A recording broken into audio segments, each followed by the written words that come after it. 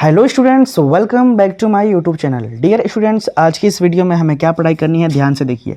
आज हम समझेंगे संक्षारण क्या होती है, संक्षारण से बचाव कैसे करेंगे, मिश्र धातु किसे कहते हैं और कुछ मिश्र धातुओं के नाम। ठीक है, आपको बता दूं कि ये कक्षा 10 के विज्ञान का पार्ट नंबर 3 है और पार्ट 3 का नाम है धातु और धातु, और इसका ये वीडियो नंबर 10 है। इससे पहले हम 9 वीडियो बनाए हुए हैं जो कि इसके बेसिक हैं। बेसिक से लेकर के जितने भी टॉपिक हैं हमने कवर किए हैं।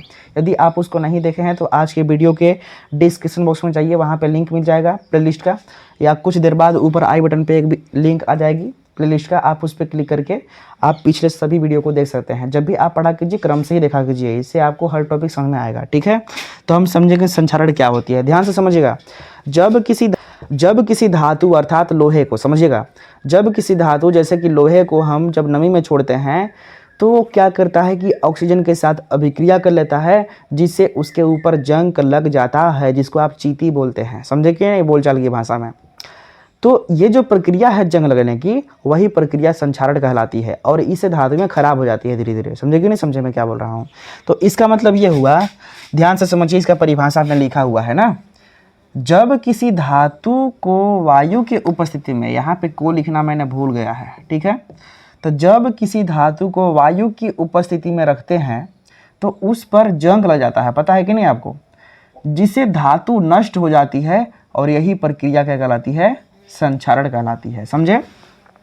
तो जैसे हमारे पास लोहा है Fe, जब इसे हम नमी के उपस्थिति में रखते हैं तो यह ऑक्सीजन के साथ अभिक्रिया कर लेता है, जिसे फेरिक ऑक्साइड बनता है, यानी Fe2O3, यही जंक है ना। और इसमें कुछ जल के अणु भी उपस्थित रहते हैं।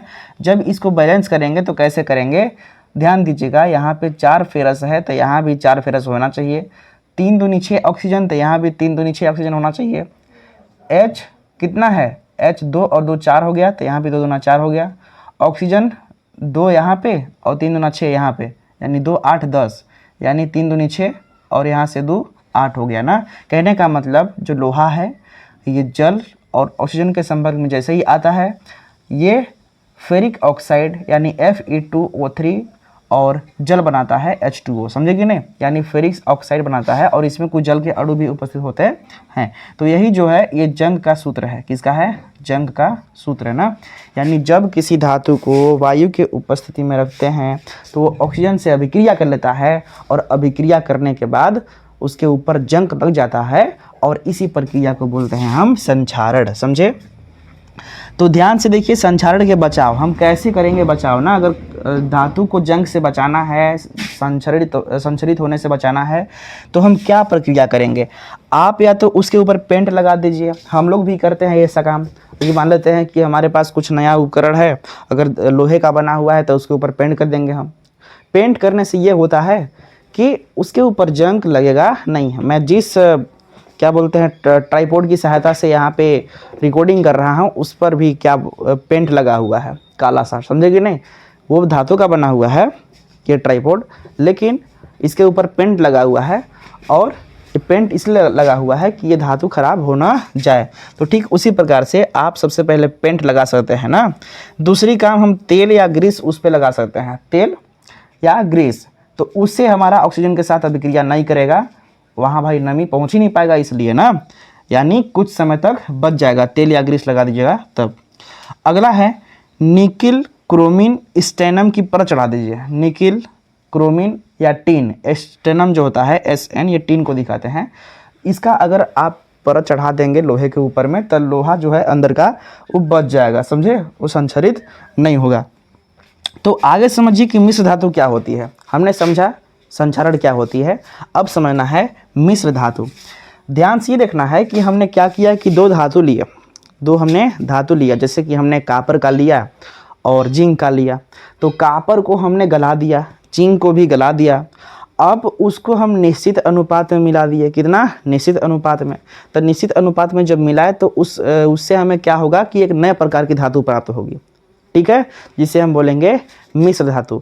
यानी जब दो ठो हम अलग अलग प्रकार की, 2 या 2 से अधिक ना, जब 2 या 2 से अधिक अलग अलग प्रकार के धातुओं को गला करके एक निश्चित अनुपात में मिलाते हैं तो मिश्र धातु बनता है। समझे? तो वही लिखा गया है कि जब 2 या 2 से अधिक धातुओं को पिघलाकर एक निश्चित अनुपात में मिलाया जाता है तो उसे मिश्र धातु कहते हैं। ठीक है, आप समझ चुके संक्षारण क्या है, संक्षारण के बचाव क्या है और मिश्र धातु।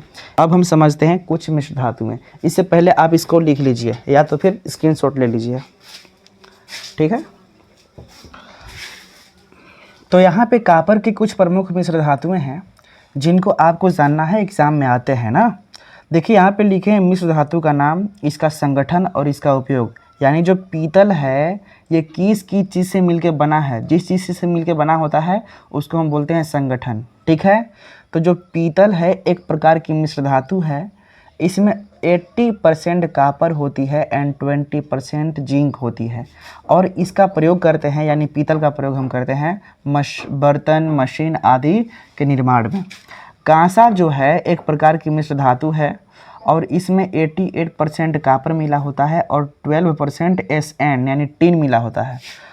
ठीक है, यानी कांसा में 88% कॉपर और 12% टिन होता है और इसका प्रयोग सिक्का, बर्तन और घंटी आदि बनाने में होता है।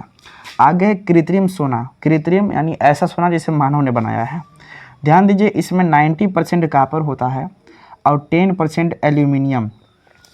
इसका प्रयोग हम करते हैं गहना बनाने में या मूर्तियाँ आदि बनाने में। समझे कि नहीं? आपको लगेगा ना कि सोना है, लेकिन सोना होता नहीं है, ये कॉपर और एल्यूमिनियम को मिक्स करके बनाया जाता है। इसके बाद बेल मेटल, बेल मेटल जो होता है इसमें 80% कॉपर होता है और 20% टिन होता है और इसका प्रयोग हम करते हैं छोटी मशीन के कल पुर्जे बनाने में। ठीक है, तो ये कॉपर की कुछ प्रमुख मिश्र धातुएं हुए, इसको लिख लीजिए। ठीक है, स्क्रीनशॉट ले लीजिए। तो आज की टॉपिक और आज का चैप्टर यहीं से समाप्त होता है। अब अगला चैप्टर हम लोग समझेंगे पाठ 4 कार्बन तथा उसके यौगिक। ठीक है, तो मिलते हैं नेक्स्ट वीडियो में नए चैप्टर के साथ। तब तक के लिए आप अपना ख्याल रखिए। Thank you so much.